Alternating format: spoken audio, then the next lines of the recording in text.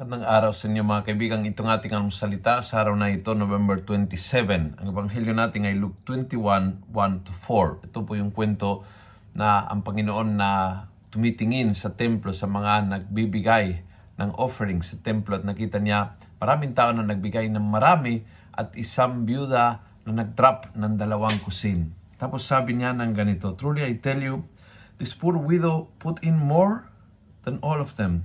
For all of them gave an offering from their plenty, but she, out of her poverty, gave all she had to live on." Kumbaga, sa puso ng Diyos na tumitingin sa mata ni Jesus, hindi mahalaga kung makano, kundi kung gaano kahalaga. Remember that. Hindi makano, how long, kundi kung gaano kahalaga sa iyo. The time that you give, hindi kaano kahaba ang oras na kaya mong mag-volunteer, kundi kaanong kahalaga.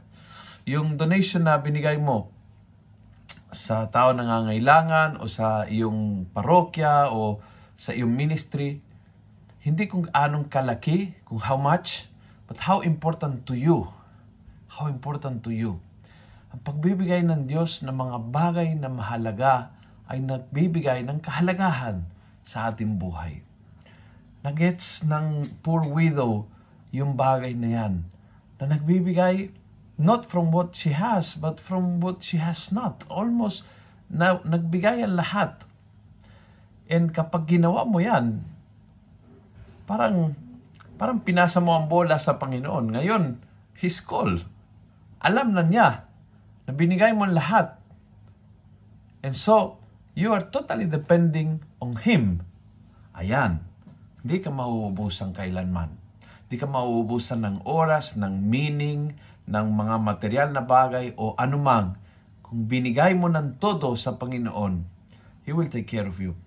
Kasi hindi ka ito para sa akin sarili. Itong sobra, yun lang sa Panginoon. No. You gave everything of your heart, of your mind, of your time. And the Lord knows very well and knows kung gaano kahalaga sa iyo ang binibigay, and so He will take care of you. Kung nagustuhan mo ang video ito, pakiusap, pass it on. Isang click lang. Share mo with your friends, yung mga kakilala mo, mga tao na maaaring nangangailangan itong salita ng Diyos. Punuin natin ang good news ang social media at gawin natin viral araw-araw ang salita ng Diyos. God bless.